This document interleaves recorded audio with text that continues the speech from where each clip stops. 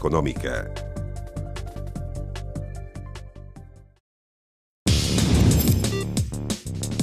Mirada Económica.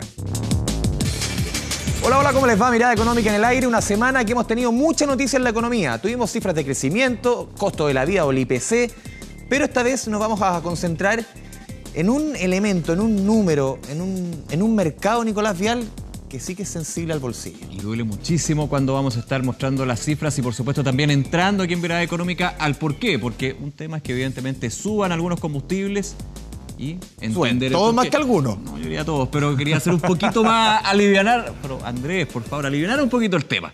Ya, vamos con la primera gráfica. Vamos con la primera gráfica, directo. señor director. A ver, esta semana nuevamente subieron los combustibles. No es una noticia nueva, lo que sí es preocupante, si acumulamos las últimas 3 semanas. A ver, esta semana la benzina, sus 3 octanajes, 5,7 pesos. La parafina, tan sensible en estos días de frío, 17. El diésel, 5,7. El gas licuado, 17,1. Si acumulamos las últimas 3 semanas, el número sí que no dibuja ninguna sonrisa. 17 las bencinas en los últimos 20 días, 38 la parafina. El diésel, 17.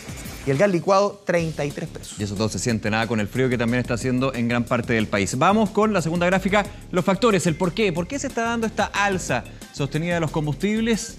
Fíjese, barril del petróleo, hay una alza de 14% en el precio internacional del crudo en el año. Llega a $71, el más alto en 4 años. De hecho, se empina a los $80 el barril luego de 2 años donde lo veíamos en 45, 50, $60 el barril. Y el otro factor muy relevante, el tipo de cambio. Somos importadores netos de petróleo para sus derivados. 633 pesos está el tipo de cambio.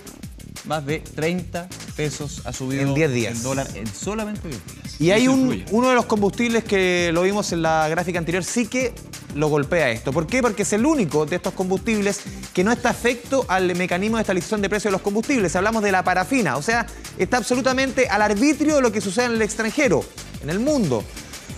La parafina, que el litro estuvo el 19 de abril a 602 pesos, hoy día está a 640. A finales de mayo, dicen los expertos, fácilmente podría llegar a los 700 por los factores que explicaba Nicolás, el dólar y el petróleo. Las mayores alzas se van a dar el 24 y el 31 de mayo. En esos 2 jueves van a ser las alzas más dolorosas. Le preguntamos a la gente en la calle, también a expertos, sobre los pronósticos. Y volvemos con este tema a Mirada Económica.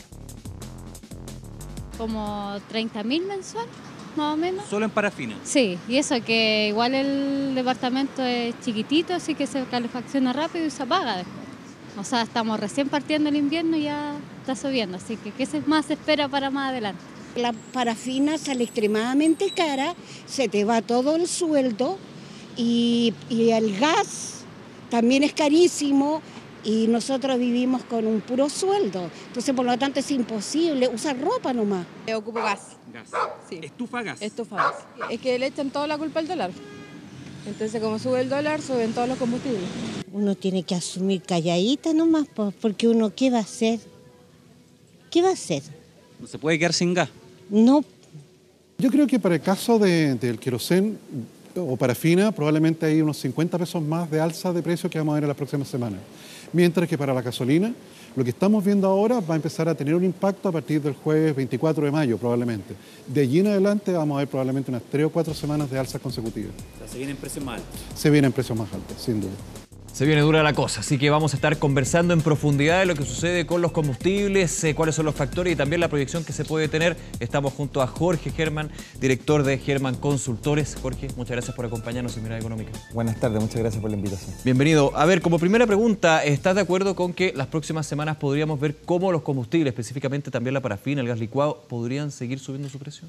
Sí, efectivamente, para la próxima semana se debería esperar un aumento como de alrededor de 20 pesos o más en el querosén debido a la alza de esta semana del petróleo Brent y del tipo cambio. O sea, hay que recordar de que el petróleo Brent ha aumentado alrededor desde los $70 el barril hasta los $78 el barril en un par de semanas, y el tipo cambio también en Chile se ha depreciado desde los 600 pesos hasta los 630, que en algún minuto estuvo en las últimas 4 semanas. Claro. Entonces, efectivamente, ambos elementos inciden en el alza del precio de los combustibles en Chile. Para hacer bien, en resumen, ¿se hace más caro importar petróleo y finalmente poder derivarlo a los combustibles? Claro, efectivamente.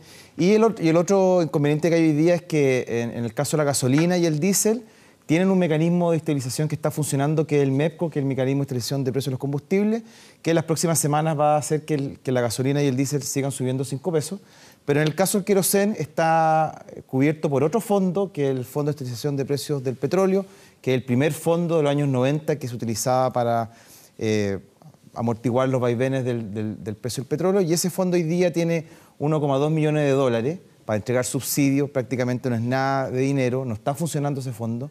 Entonces la única manera de amortiguar el alza hacia adelante del querosén que ustedes han estado mostrando en las proyecciones es que el Ejecutivo lamentablemente tiene que inyectar recursos para poder subsidiar el querosén las próximas semanas. Justamente en ese sentido, Jorge, lo mencionamos en la presentación, tú lo estás diciendo ahora, la parafina está con un sistema de estabilización que es de data de 2 décadas. ¿Hace cuánto tiempo que está el mecanismo? Comienzo de los 90. Comienzo de los 90, prácticamente 30 años.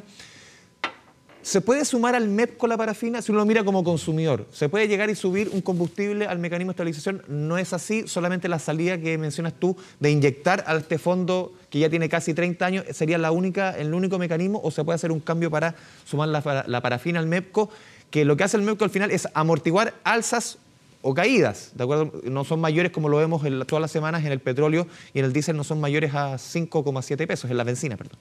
Claro, en el caso del MEPCO lo que hace es que reduce el impuesto. O sea, hoy día el MEPCO está funcionando y ha amortiguado alrededor de 20 pesos. O sea, si no fuera por el MEPCO, esta semana la gasolina hubiera subido 25 pesos, pero subió 5. Entonces lo que hace es reducir el impuesto. Y como el querosén no tiene impuesto, ¿ya? Entonces se quedó en el FEP. Entonces la única manera de hacer de que funcione este mecanismo de amortiguación para el querosén es inyectarle recursos al FEP. Tú no lo puedes incorporar al MEPCO porque el MEPCO, el concepto que tiene el MEPCO detrás es disminuir el impuesto específico a los combustibles. Y el querosén hoy día no tiene impuesto específico. ¿Y en el caso del gas licuado, por ejemplo? En el caso del gas licuado es lo mismo. O sea, el caso del gas licuado no está dentro del MEPCO. O sea, específicamente... No tiene ningún mecanismo que lo amortigue. Ahí sí que estamos... No hay nada que hacer. No hay nada que hacer. En el pasado, cuando existía este famoso el CIPCO, sí, que era el mecanismo anterior al MEPCO, ahí estaba incluido el gas licuado. Pero cuando hicieron todas las modificaciones legales en los gobiernos pasados, se sacó al gas licuado. Claro, hay un tema también importante a considerar acá en los factores. Hay un tema estacional, porque evidentemente hay una mayor demanda, por ejemplo, de parafina, por la época, ¿o no? Claro, también el hecho de que empezamos en un mes frío también hace que las bombas de benzina, por ejemplo, traten de cobrar un poco más caro, un margen de comercialización un poco más alto, ¿cierto? Porque estamos empezando los meses de invierno. Pero ese es un factor estacional típico, yeah, que puede ocurrir hacia adelante. ¿Cuánto puede afectar aún más ya el precio del petróleo que estamos viendo ahora, no solamente el WTI, el Brent, todos los tipos de petróleo que se cotizan en el mundo, el tema de Irán con Estados Unidos, los recortes que han habido de parte de los países productores, los 14 mayores países productores casi del mundo? ¿Cuánto puede afectar y seguir afectando a futuro en el precio del petróleo de aquí, no sé, me imagino, a 2, 3, 4 meses, lo que resta de año? Básicamente lo que ha hecho subir el precio del petróleo esta última semana es el hecho de que Donald Trump anunció de que no quiere renovar el acuerdo nuclear que tienen con Irán. Entonces el mercado, eso le generó mucha incertidumbre y no se sabe qué tipo de embargo va a llevar a cabo con Irán, como se hizo en el pasado. Él lo que está haciendo es una movida política de no seguir con un acuerdo que hizo Barack Obama. Lo otro también que llevó esta semana al alza el precio del petróleo a nivel internacional es que bajaron fuertemente los niveles de inventario en Estados Unidos. Pero también hay que ver que estamos en un contexto muy distinto que hace 5 años atrás, que es la evolución del aumento de la producción de petróleo en Estados Unidos, que se llama este petróleo de esquisto, el shale oil. El shale oil, que se hace a través de perforar la roca. Y ha aumentado fuertemente la producción de petróleo en Estados Unidos. A Estados Unidos no le afecta mucho lo que pasa en el mundo. No le afecta, pero también con estos precios tan altos, en un par de semanas más, un mes más, va a empezar a aumentar la producción en Estados Unidos. Entonces yo no veo que el precio siga un alza en torno, por ejemplo, que llegue a los $100 el barril. No le conviene a Estados Unidos. Claro, como hay unas estimaciones de Bank of America que dice que podría llegar a los $100 el barril. Que hace 4 años, de hecho, estaba ahí. Estuvo en 148 el año 2008, si no me equivoco, en julio. En 10 años. Claro, a mediados del 2014 se vino esta baja fuerte del precio del petróleo desde $110 el barril hasta 40 que llegó a estar, por la incursión del petróleo esquisto, este petróleo, esta forma nueva de obtener petróleo. Entonces, con precios de $70 el barril o más, es muy atractivo aumentar la producción en Estados Unidos en estos yacimientos especiales que hay. Entonces eso debería ayudar a contener parte de la disminución de oferta que se podría dar en el Medio Oriente. Claro. ¿Ya? O sea, es atractivo. O sea, la situación es distinta a cuando, como decía Andrés, el 2008 llegábamos a más de $140 el barril. Sí, o sea, completamente distinta. Ya. Y esa es la explicación del petróleo esquisto que empezó a incursionar en el mundo como nuevo producto, es que llevó al precio del petróleo que ayer era bruscamente de $110 el barril a mediados del 2014 hasta 40, 50 que tuvimos durante el 2016, por ejemplo. ¿Y cuánto van a afectar también en todas estas proyecciones el tema del dólar? Claro, uno cruza la frontera y el dólar sí que ya está provocando repercusión en Argentina. Aquí uno dice, es casi doméstico el problema, pero ¿cuánto puede afectar de aquí al corto plazo esta subida del dólar, aunque las últimas jornadas se ha rebajado un poquito el precio en el mercado local, pero cuánto afecta y en las próximas semanas mezclado con el tema del petróleo? Claro, entonces en relación al dólar, las proyecciones que debería apreciarse, irse hacia los 620 pesos o 615 pesos. El rally que se generó de depreciación del peso en los últimos días va en parte por la incertidumbre sobre si es que el Banco Central de Estados Unidos va a tener una política monetaria más agresiva en el sentido de subir más rápido las tasas de interés. También hay que ver que la tasa de interés a 10 años hace unos meses atrás estaba en 2,4%, hoy día está en 3%. Entonces eso hace también que sea más atractivo tener unos retornos mejores en renta fija en Estados Unidos versus en el mundo emergente. Y los dólares se van para allá. Y eso ha llevado a que los dólares se han ido hacia Estados Unidos. ¿Ya? El caso argentino se incluye también un tema de incertidumbre de cuán autónoma, independiente va a ser la política monetaria, ¿ya? En Argentina, y ese elemento se ha adicionado a una depreciación fuerte del tipo de cambio en Argentina. Pero en el caso chileno ha sido un tema del contexto global, en que el dólar a nivel global se ha estado apreciando y las monedas emergentes como Chile se han estado depreciando. Jorge, pero en los precios de referencia que entrega la ENAP, ¿cuál es a tu juicio el factor que más pesa? ¿El dólar o el precio internacional del petróleo? Eso es relativo según los movimientos de ambos elementos. O sea, yo creo que en la próxima semana va a ser más fuerte el tipo de cambio, ¿ya? Y así está ocurriendo, porque como les señalé anteriormente, hace 3 semanas atrás, el tipo de cambio estaba en 600 pesos y hoy día llegamos a 630. Claro. Súper rápido. Entonces ese elemento debería tender a incidir más principalmente hacia adelante con el precio de los combustibles. Pero es un hecho que las próximas 2 semanas va a seguir al alza el precio de la gasolina, 5 pesos, y el querosén debería subir 20 o más la próxima y subsiguiente, a menos que se le inyecte recursos al Fondo de Estabilización de Precios del Petróleo para que empiece a funcionar y dé subsidio a ese combustible que, como todos saben, es bastante utilizado por la población de más escasos recursos. Pero en términos de monto, cortito Nicolás, en términos de monto, ¿cuánto? Hoy día tú decías al principio tiene 1,2 millones un fondo que al final 1,2 millones le debe servir para re poco para amortiguar. Sí. ¿Cuánto debería inyectarse más o menos en términos de monto para tener una idea de que sea realmente útil, no solamente para la próxima semana, digo, para el invierno? Claro, bueno, ahí eso va a depender de cómo siga la evolución futura, y hay que hacer proyecciones del cobre del petróleo y el tipo de cambio. Y ahí tiene que ver los técnicos de Hacienda a ver cuántos recursos. Hoy día está de moda el ajuste fiscal, apretarse el cinturón, unos pasajes en avión de por medio. O sea, está complicada la discusión para llegar y eso quería yo. Más que una decisión financiera, termina siendo una decisión política. Es una decisión, evidentemente una decisión política de inyectar los recursos al FEP empezar a subsidiar el queroseno. O sea, la coyuntura actual no es la mejor para el ministro de Hacienda. Es un tema netamente político, si inyectar o no los recursos, pero como les vuelvo a insistir, el queroseno se puede incorporar por ley al MEPCO, porque el MEPCO, el objetivo es reducir el impuesto cuando el precio sube muy por sobre su banda, y el queroseno no tiene impuesto específico a los combustibles. Don Jorge Gelman, gracias por tu presencia aquí en Mirada Económica, siempre una mirada bien aterrizada sobre algo tan rutinario como es el tema de los combustibles. Te agradecemos tu presencia acá. Muchas gracias a ustedes. Gracias, Jorge, que esté muy bien. Vamos a hacer una pausa, no se vaya, seguimos con muchas más noticias, con mucha más información económica aquí en Mirada Económica.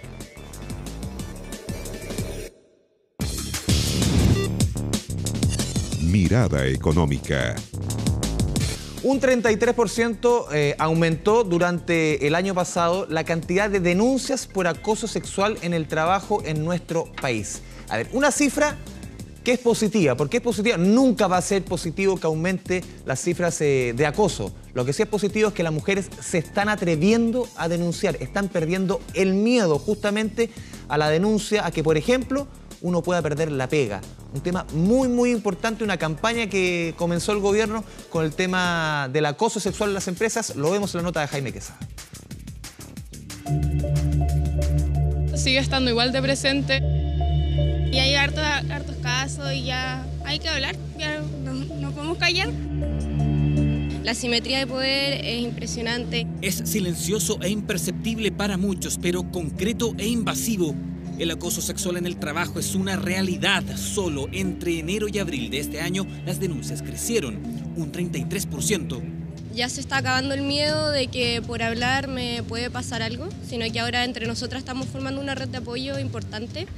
Y yo creo que eso es lo que nos ha sacado a hartas adelante. Harvey Weinstein, uno de los productores más poderosos, acusado de abuso sexual por decenas de mujeres. 7 mujeres denunciaron al destacado director de teleseries de Canal 13, Herval Abreu. Casos que remecieron el ambiente y que a juicio de las autoridades influyen en el aumento de las denuncias. Hoy día los trabajadores perdieron el temor a denunciar. Perdieron el temor de que hay personas que son intocables, de que sus jefes no pueden ser víctimas de investigaciones y por lo tanto cualquier trabajador o trabajadora de nuestro país que sienta que está siendo objeto de alguna conducta de acoso sexual, que se acerque y que denuncie a quien corresponda. Porque realizar por cualquier medio y de forma indebida una petición de carácter sexual no consentida es acoso, y no solo entre jefes y subordinadas, sino también entre pares. La denuncia se debe hacer en la Dirección del Trabajo y existe un plazo de 30 días para investigar. Si se comprueba, las afectadas tienen garantías. El trabajador afectado tiene derecho a poner término a su contrato de trabajo, a solicitar que se le paguen las indemnizaciones que correspondan y que estas indemnizaciones tengan un recargo de un 80%. La empresa además tiene la obligación de sancionar el hecho y aunque se está denunciando más, muchas aún tienen temor. Hay hartas mujeres en que tienen miedo de denunciar o de decir lo que les está pasando por quedarse sin pega, porque las van a mirar feo. Todavía ocurre y harto, mucho menos que antes, pero todavía ocurre. Una visión que comparten los abogados. La legislación debe modernizarse e incluir mayor protección a las denunciantes. Que presentar una denuncia en casos tan sensibles como estos significa una suerte de crónica de un despido anunciado. Hace en definitiva alertarse por la necesidad de tener una tutela efectiva para esas trabajadoras que en lo posible no suponga la pérdida del trabajo. Una tarea pendiente para resguardar de mejor forma a quienes son víctimas de este tipo de situaciones.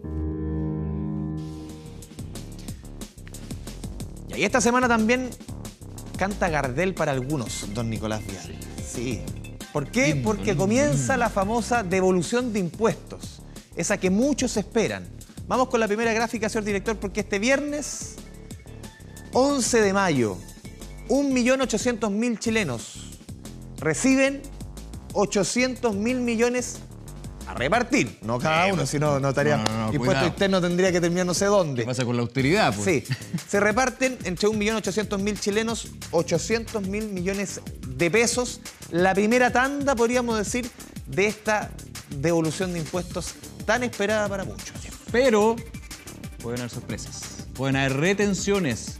que es un paso clásico de lo que es la devolución anticipada de impuestos, también en esta operación Renta 2018. ¿Y por qué a usted le pueden retener parte de la devolución de impuestos? Estos factores, atentos: pensión alimenticia, deudas previsionales, ojo, prestaciones de salud, créditos universitarios y deudas tributarias. En total, de las retenciones ha habido un aumento de 35% con respecto a la operación Renta 2017, y si uno va en el desgranado, podríamos decir, de estos factores, era bien relevante lo que pasaba con pensión alimenticia. Amor de padre, como dicen por ahí. Amor de padre, crecía más de un 30% los casos con respecto al año pasado. Y en términos de volumen de plata, un 40% que han aumentado el tema de las pensiones alimenticias, las retenciones por no pagar este deber. Vamos con la siguiente gráfica, seguimos viendo el cronograma a futuro. ¿Qué va a pasar con las próximas devoluciones? Es la primera tanda, el 11 de mayo, quienes reciben estos 800.000 millones a repartir entre 1.800.000 chilenos. El 18 de mayo, el próximo viernes, es la segunda devolución. El 25 de mayo, la tercera devolución. Esta es para quienes hicieron el trámite entre el 23 y el 26 de abril. Quienes hicieron el trámite entre el 26 de abril y el 7 de mayo. Me aprendí la fecha. Y el 30 de mayo para todos quienes eligieron la opción del cheque. El 3% eligió la opción del cheque. No vamos a decir que están absolutamente eliminados del sistema de devolución de impuestos, pero los cheques siguen ahí con un respetable 3%. Oye, sí, uno pensaría que iban a ser bastante más bajos, 3%. Escuchamos al tesorero general de la República con detalles entonces de lo que ha sido este primer balance, y también lo que ante Gardel por primera vez para muchos en este periodo de la operación Renta. El proceso de devolución probablemente está abarcando más personas. Habiendo más devoluciones, hay mejor probabilidad de retención en términos de todos a los contribuyentes a los cuales se nos solicitó una retención por parte de una fuente reconocida por nosotros para materializar la retención. Y adicionalmente, probablemente hay mayores ingresos asociados a mayores devoluciones. Y esta sí que es una tremenda noticia para nuestro país, a mi juicio por lo menos. Quizás no tenga tanto efecto en su bolsillo, pero sí va a tener efecto en su entorno, en su vida, en su quehacer diario. En sus compras diarias. Sí, pues. Para hacer... Hay que ordenarse, formar hábitos. No, que sí es verdad. Ya, vamos con la primera gráfica, señor director. Aquí la tenemos. La eliminación, el proyecto de ley que va a presentar el gobierno, que busca eliminar las bolsas plásticas de todo el comercio en nuestro país. A ver, en Chile, solamente el año pasado, esta cifra a mí me sorprendió, Nicolás. 3.400 millones de bolsas al año se utilizan en nuestro país. Las llamadas bolsas camiseta, las del supermercado, se llaman bolsa camiseta. 200 bolsas por persona. 200. Hay más números que son terribles, cuando vemos lo que significa el uso de bolsas plásticas en el comercio y en general en todo, porque la tenemos muy arraigada en la sociedad chilena. Una cultura. Y una cultura que se quiere eliminar con esta indicación que presenta el gobierno para el proyecto que existe. Ojo, 200 bolsas por persona. 200 bolsas por persona es el número que se tiene ahí. Y aquí está lo preocupante y lo terrible. 90% de esas 200 bolsas por persona terminan en vertederos, tiradas ahí, mientras que solo el 10% se reutiliza. Si tuviéramos los números al revés, no estaríamos hablando de esto. Otro gallo cantaría. Vamos con la siguiente gráfica, seguimos viendo los números. Es un negocio el negocio de las bolsas, obviamente, porque estos números los entrega la Asociación de Productores de Plástico. En volumen, estas 3.400 millones de bolsas camiseta involucran 25.000 toneladas de estas famosas bolsas. Cada una de estas bolsas tiene un costo de 12 pesos. Algunos comercios iniciaron hace algún tiempo la idea de, en vez de entregar estas bolsas, entregar bolsas biodegradables. Uno ve difícil que al final eso sea transversal en todo el comercio. ¿Por qué? Por el costo. Cuestan 50 pesos, 5 pesos más que las otras. Es difícil. Lo más fácil, yo creo, y como se está en la idea que se propone ahora, es cortar de cuajo. Sí. Vamos a la última gráfica, si no me equivoco, porque son datos interesantes también en términos del costo. ¿De qué pasa con estas bolsas? Queda una más, sí. Es la penúltima, la penúltima. No, no, vamos con la siguiente gráfica, es la última. Creo que esta... Vamos con la otra. Vamos con la otra, ¿no? Ya. Sí, siempre hay. La magia de la televisión, Nicolás. Sí, yo empecé a decir tontera. Fíjese, bolsas reutilizables, 1.000 pesos. 500 pesos. Ya hay comercios que no entregan bolsas plásticas. De hecho, hay ordenanzas municipales que comenzaron en el sur de nuestro país donde nos entregan bolsas. Aquí en Santiago, por ejemplo, hay comunas donde... Las Condes, por ejemplo. Las Condes te dan 3 bolsas, nada más. Y adentro hay la posibilidad de comprar bolsas no plásticas, que algunas son reciclables, reutilizables, que precios que han ido bajando. Hay que decir. Y hay comercios que no te están entregando, no solamente claro, porque estamos pensando en el comercio grande, en los supermercados. ¿Qué pasa con el local de barrio, por ejemplo? Eso es complicado. Tú lo mencionabas, una indicación a un proyecto de ley que ya se tramita en el Congreso. De esto habló durante la semana el presidente de la República, Sebastián Piñera. Escuchemos sus declaraciones. En Chile se producen 3.400 millones de bolsas plásticas, es decir, más de 200 bolsas plásticas por persona. El daño de una bolsa plástica que se produce en un minuto, que la ocupamos menos de 30 minutos, permanece por más de 400 años en nuestra naturaleza. Por eso, no solamente vamos a prohibir el uso de bolsas plásticas en los comercios, para volver a comer antes, a que usemos bolsas más permanentes, de género, que podamos reciclarlas y abandonar esta cultura de la vida desechable por la cultura de la vida reciclable.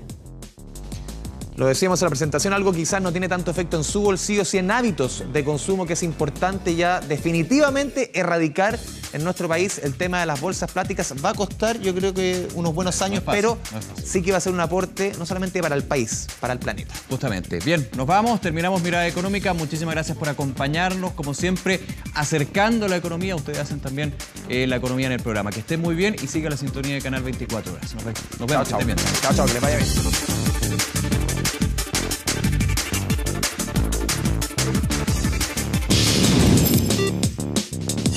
Mirada Económica.